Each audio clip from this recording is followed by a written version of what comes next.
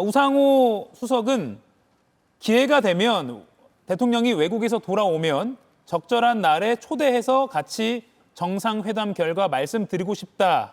초대의 말을 전했다라고도 했습니다. 대통령이 순방에서 돌아오면 보통 여야 대표들을 초대해서 설명을 하기도 했으니까요. 그런 초대를 해서 정상회담 결과를 말씀드리고 싶다라는 뜻도 대통령이 우 수석을 통해서 밝혔다라는 점도 공개 발언을 통해서 우상호 수석이 전했습니다. 신영 의원님, 예. 오늘 지금 접견 자리 분위기 어떻게 보셨어요? 실제로 대통령실에서는 상당히 노력을 하고 있는 것으로 보입니다. 예. 오늘만 해도 우상호 정무수석 그리고 김병욱 비서관까지 같이 오지 않았습니까? 사실은 21대 국회에서 다 같이 장동혁 당대표와 일했던 동료 의원들입니다. 그렇기 때문에 이런 국민의힘의 첫 전당대회에서의 선출에 장동혁 의원을 축하하러 온 것이 분명히 있고요.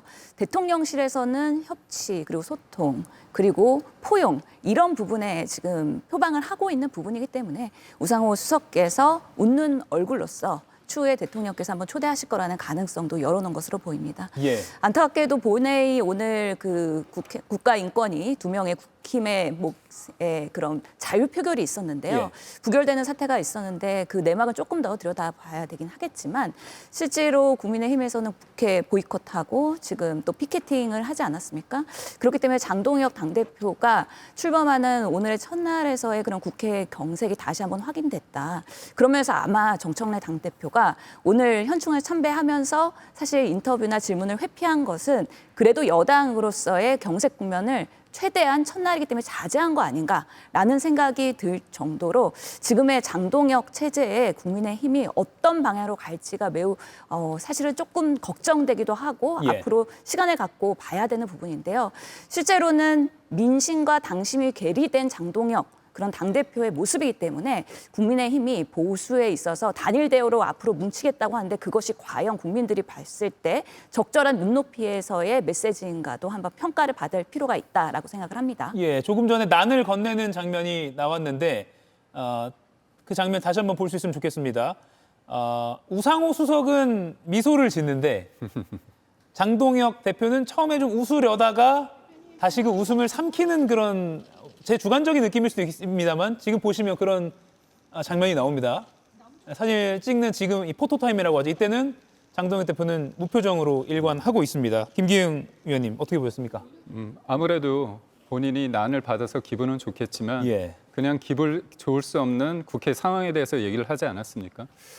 이번 한 번이 아니라 지난해 9월에도 국가인권위에 관련해서 국민의힘 추천 몫에 대해서 민주당이 사실상 거부한 거 아닙니까? 그런 부분에 대해서 이제까지 헌법기관이나 국가기관에 있어서 여야 추천의 몫의 의미에 대해서 장동혁 대표가 차분하게 얘기를 했습니다. 형평성의 문제도 있고 편향성 문제도 있고요. 다양성의 문제도 있는 겁니다.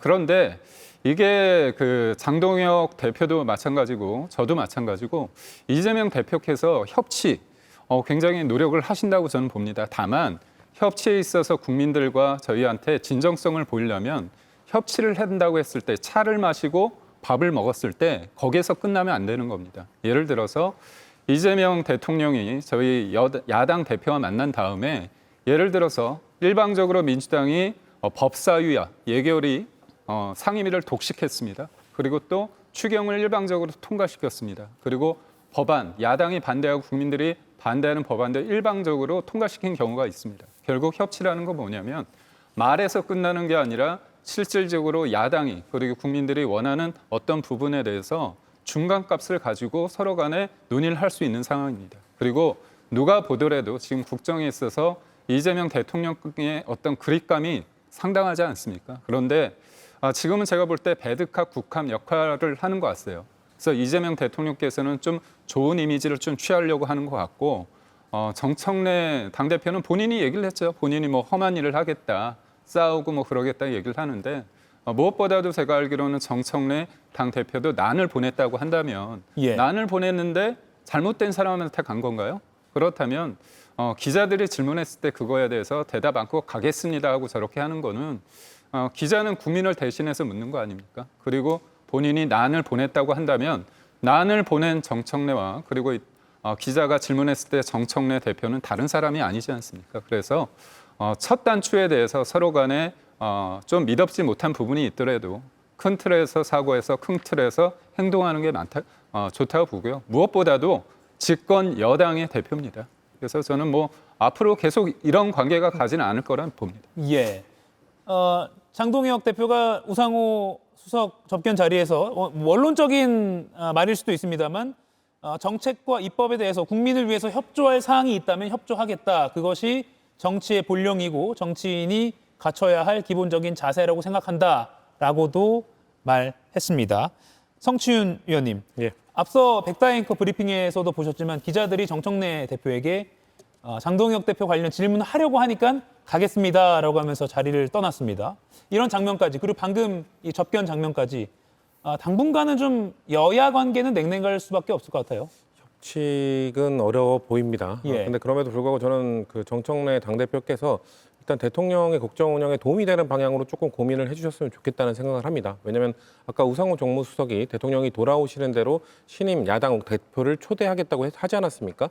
근데 아마 야당 대표만 부르지 않을 것이거든요. 그러니까 정청래 대표도 함께 부를 텐데 그렇게 대통령이 여야의 대표를 불렀는데 거기에 모든 포커싱이 여야 대표가 뭐 악수를 하느냐 마느냐, 뭐 냉랭했던 둘이 대화를 하느냐 마느냐 여기에 포커싱이 집중돼서는 안 되거든요. 이재명 대통령에게 포커싱이 집중되고 그 모임에서 어떤 발언을 하는지에 뭔가 이목이 집중되게 하기 위해서는 그 전에 뭔가 지금 냉랭한 분위기를 어느 정도 완화시키는, 이완시키는 역할을 저는 정청래 대표가 할 필요가 있다고 생각을 하고요.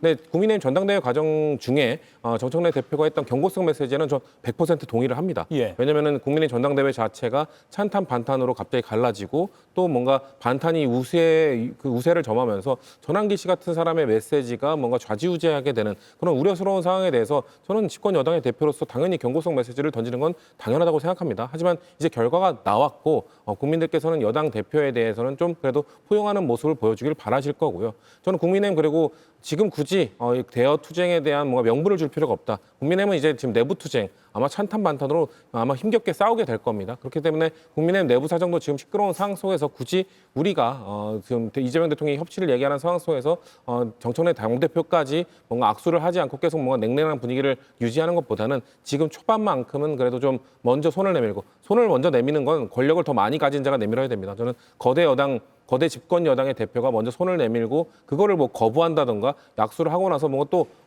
냉랭한 메시지를 던질 때 국민들께서는 그때는 이해해 주실 거라 생각하기 때문에 먼저 손을 내미는 건 정청래 대표가 해주셨으면 좋겠다는 말씀드립니다. 이가혁 라이브를 시청해 주셔서 고맙습니다. 이가혁 라이브는 평일 오후 5시 TV와 유튜브로 실시간으로도 함께 하실 수 있습니다.